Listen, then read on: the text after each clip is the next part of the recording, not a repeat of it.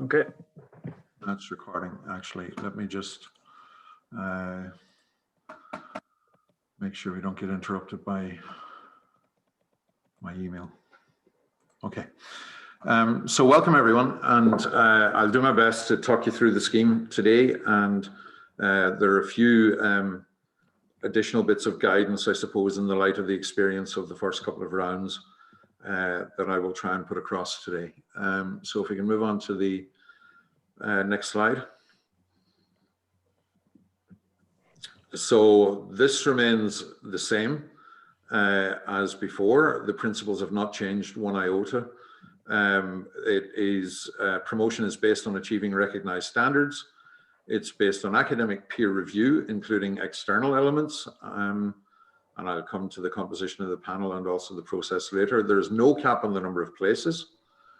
There are regular 6 monthly deadlines, and the deadline this time is, as always, the end of February. But am I right in thinking it's the 26th of February this year?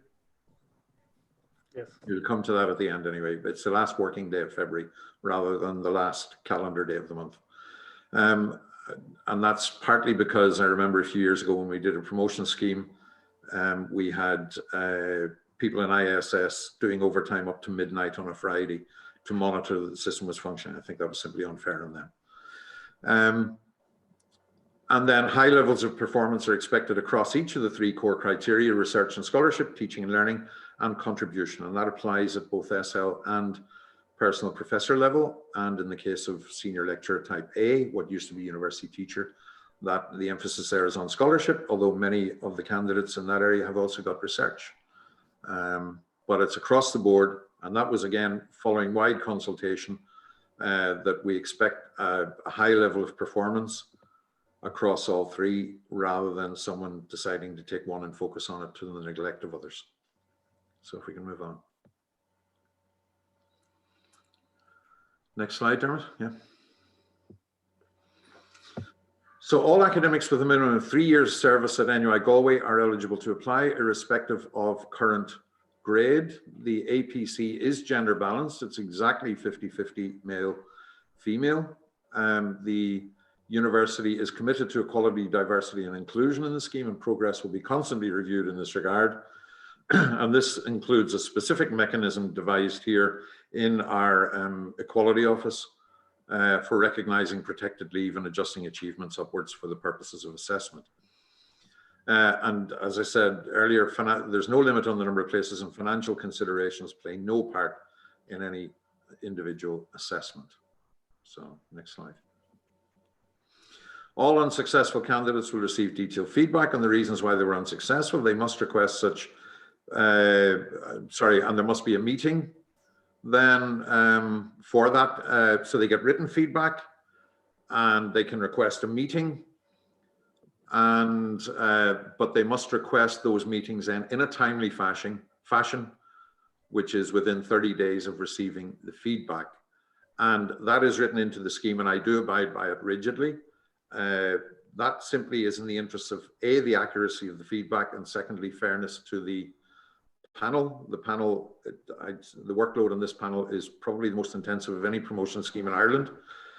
And when you have dealt with 60 odd applications in a year, then giving meaningful feedback becomes more difficult as time elapses and you're getting into the next round of promotions and so on. So it needs to be done in a timely fashion.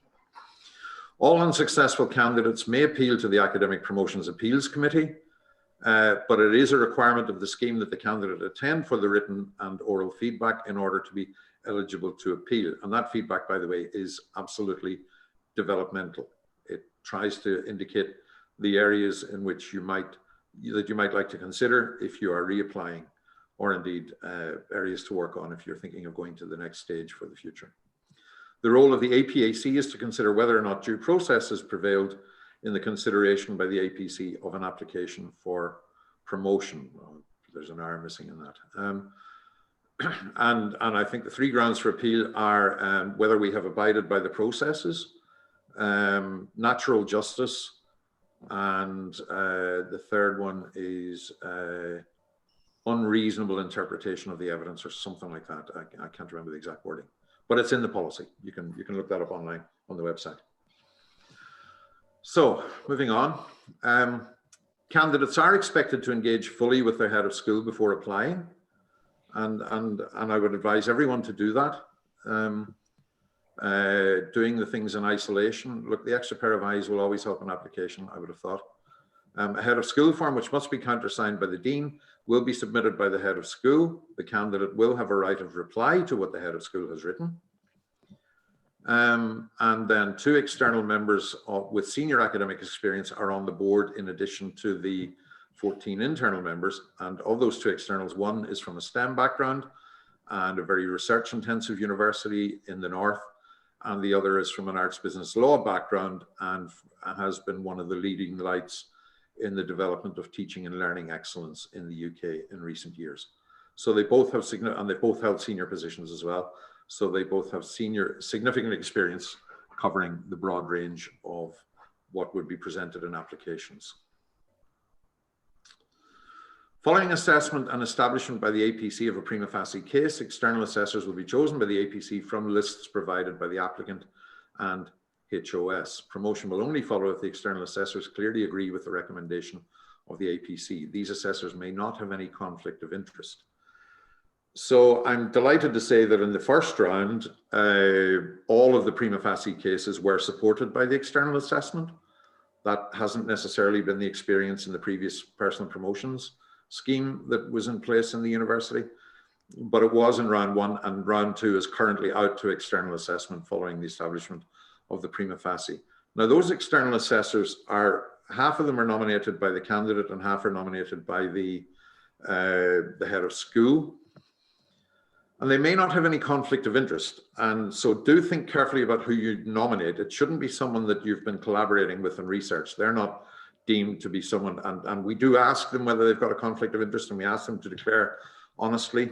And some have pointed out, and we've had to make a judgment call then, is that a conflict of interest that is substantial enough to merit going to the next person on the list. So do refrain from nominating anyone that could be seen as a collaborator of yours. Reapplication is not permitted within 2 years of an unsuccessful application. We discussed with the unions reducing that to 1 year for in the case where candidates fell down on a single criterion. We met the unions a couple of days ago around a number of issues, and whilst they wanted to have that, they wanted to expand the grounds and so on, and we're going to the WRC anyway, so we won't implement that until we can get agreement on what the grounds would be. And then application is via the HR portal. We had been hoping and developing an online app for promotions and so on, but to be honest, we were constantly confronted with limitations, and given that there would be tweaks in each round as well on the back of meetings with unions and so on that would require tweaks on those apps and so on, we've decided to stick with the application process that has worked very well in the first 2 rounds, which is via the HR portal. So you basically pick the correct portal in which to lodge your application as if you were applying for a job in the university. So in terms of the core criteria, and following extensive engagement with the unions prior to the scheme being up and running, but also consulting with heads of school and so on, it was felt very strongly that we should be looking for people to perform across the board, that we would not be, that we should not be promoting someone who, for example, might decide, my research is so important to me that I'm going to be minimalist about my teaching and minimalist about my contribution to other things and so on. No, we expect the contribution across the board, and those core criteria are therefore in the scheme because of that. So a substantial record of research scholarship appropriate to contract and discipline, and there's further information in the guidelines around that. Substantial record of teaching, supervising and mentoring students, and then a substantial contribution to organizational leadership or management aspects internally and or intellectual, cultural, social or economic life externally at regional, national or international level. So basically you're expected to perform as outlined, no doubt, in the contract that you got when you were employed by the university, and be performing at a level that merits promotion to SL in all of those 3 core areas. And they are there for, they are absolutely core and required and essential at SL level. Moving on. You then have a range of 10 criteria, 5 really from a research background and 5 from a pedagogic, if you like, background, teaching and learning background. And you choose any 5 of those 10 that suit you. And we do really get the whole range. And over the 60 odd applications, 62, I think, from the first 2 rounds in 2020, we have had multiple different combinations of criteria chosen here. I'm going to say a little bit about each of them. So the first one is external research leadership. And there is a gloss around that, but you do need to emphasize and you do need to figure out how you represent yourself as being a leader in this area. So in some cases, for example, we've had lots of people giving us long lists of who they've reviewed for. And whilst those reviews might imply that you're seen as a leader in your area, you still need to spell out what your leadership piece is. So do think about that very carefully if you choose that, rather than leaving it to be inferred. And really, if you're pointing to leadership, but actually then you need to demonstrate the leadership piece. Reviewing per se is not necessarily leadership, although it may be indicative of the fact that you're seen as a leader, and that's why you're being asked to review things. Okay, so do spell things out, do be explicit about your role. Recruitment and supervision to completion of doctoral students and or supervision of postdoctoral researchers. So following discussion in round 1, we set a benchmark here, which is that even in those areas where it might be difficult to get PhD students, if you're choosing this optional criterion, then you would expect to have at least 2 completions.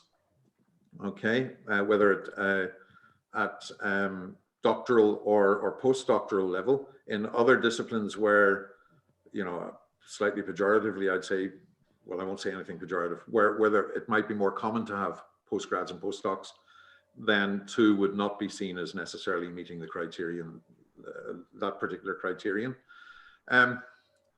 PhD completion is when the final bound copy is submitted. It's not the date of the viva, it's not anything else, it's when the final bound copy, and that is the definition in the university that has been there for many, many years, okay? It's when the final bound copy is submitted to the research office. And in terms of the postdoctoral researchers, we had some significant discussion in the first round about what constitutes successful supervision of postdoctoral researchers. And I think if you're going to include that rather than a PhD, then you will want to highlight what exactly resulted from that supervision. So it may have been a very short 1-year supervision, but you got several co-authored papers out of it. And this was a real springboard for that postdoc's career, or it might have been over 3 years and other things happened, but outline what it amounted to other than that the name was simply listed against you as supervisor, okay? In the case of postdocs. In the case of PhDs, it's clear. The submission of the PhD indicates successful completion. Research funding, and that is one that, again, all of these are subject to our interpretations around that are colored by the nature of the discipline. So in some disciplines, in the humanities in particular, what might be considered substantial funding, and forgive me, I've used this particular phrase several times, so if you've heard it before, so be it, you know, would barely get you 3 screws and some really up-to-date medical device, okay? But it is very much by discipline, and bear in mind we have a broad-based panel. So in some disciplines where it's harder to get funding or where the grants tend to be very small, what we're looking for there is a consistent track record, not necessarily a vast, massive amount, but a consistent track record. And in other areas, you know, you might be getting grants a bit less, but you may be getting very, very big, and it's a really impressive amount for that discipline. So it is very much tailored to the discipline. And when I say the consistent piece, it reminds me, by the way, so overall in the scheme, the expectation is that you will demonstrate that you are currently and in the last few years performing at the level to which you are applying, okay? And that is also written into the scheme. So it is not a scheme that says basically resurrect your achievements of 20 years ago and you've dipped significantly since, but you want to get promoted on the back of the achievements way back then. The expectation is that you're currently performing at that level, okay? Item 4 was one that led to some confusion that despite the fact that we thought the examples that we'd given were very clear, they were all outside academia. Okay, the examples were all about, in the first 2 rounds, were all about engaging with society, engaging with industry, cultural engagement, etc. And yet the number of people who gave us their H index and such other things, or told us about great academic conferences that they were organizing, that is not what's intended here. And it says it explicitly now in the guidelines. Don't give us your H index in this box. This is, if you choose this box, and it is an optional box, it's the impact of your research beyond the academic confines. Okay, and more to the point, it is impact. So it's not necessarily just dissemination. It's showing that on the back of your research, this or that or the next thing changed, be it in an economic environment, be it in a social policy, in a cultural environment, or whatever. Okay, and then international standing. So that's evidence of you know, keynote speaking or being invited onto committees or being recognized in other ways in an international way in the research space.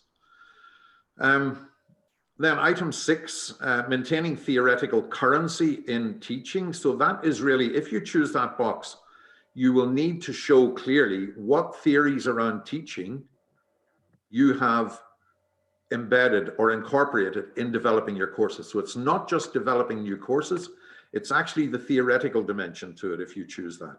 Show that you have engaged with the latest theories around teaching, and that has informed how you do your teaching, how you develop your teaching, and so on. Innovation in teaching then, new methodologies, etc. National standing, that's about recognition. Impact in teaching and learning, that might be where you have done new things in teaching and learning, and as a result of it, you've maybe been invited to go and talk to colleagues elsewhere or colleagues across the university or whatever, and on the back of that, others have changed the way they teach, or others have been influenced or informed to do certain things on the back of what you're doing in your teaching and learning. So that is impact. And the 10th one then is pedagogic funding, and that used to say pedagogic research funding, but we've recognized that very often what people get there is actually funding for new courses or funding to increase recruitment onto courses and so on. But again, you need to indicate very, very clearly what your role is in it. But it could be pedagogic research funding, it could be funding for the running of new courses. So it's pedagogic funding in the broad sense. Okay.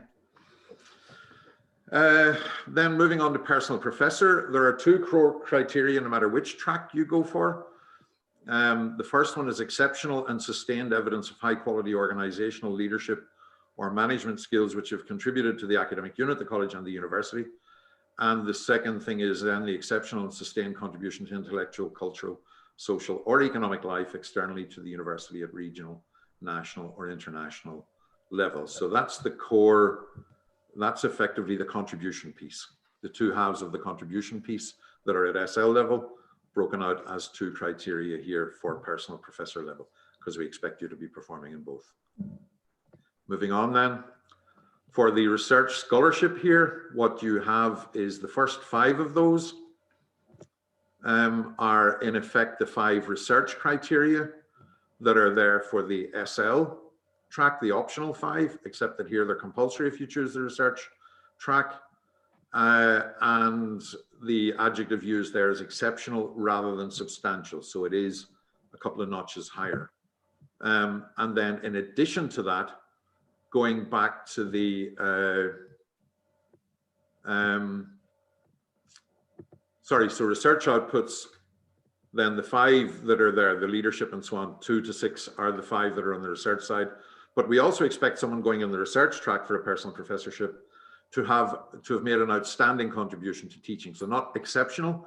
We recognize that nobody can be exceptional. Well, very few can be exceptional across the board. We're not trying to set impossible levels, but nevertheless, we expect a high level above the level of SL of contribution to teaching, supervision and mentoring of students for those who aim for the personal professor. Okay. And then going to the teaching and learning track, personal professor, it's effectively the, we do expect an exceptional contribution, not outstanding, but the exceptional contribution to teaching, supervision and mentoring of students. Then 2 to 6 are effectively the 5 teaching and learning. criteria on the teaching and learning side, sorry, at SL, but with exceptional as really the requirement there.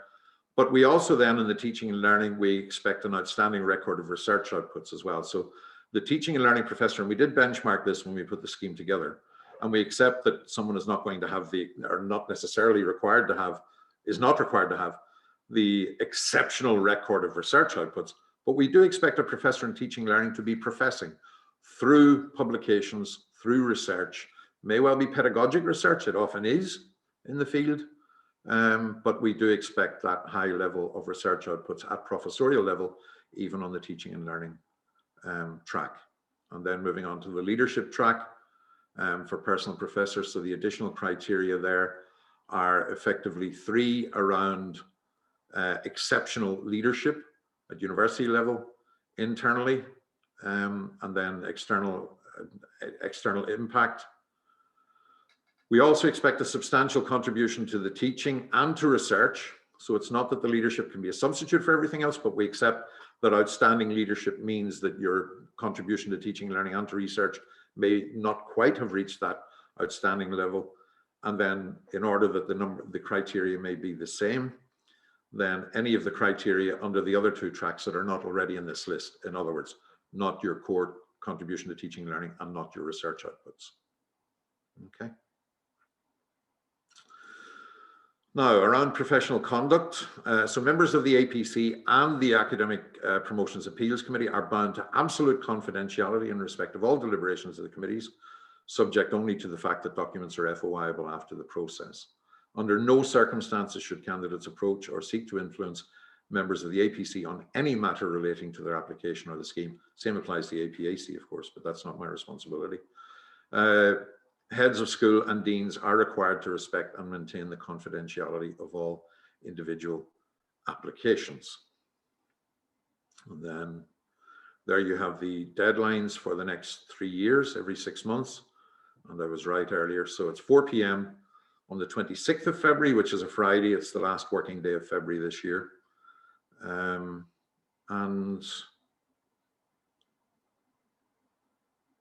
the information relating to the scheme is on that website. So it's nuigalway.ie/academic promotions, written as one word. Questions may be addressed to academic promotions at nuigalway.ie, and a link to the HR application system is included on the academic promotions homepage ESS. So that's where we're at. That's the end of the presentation. And if we can switch back now to the shared screen.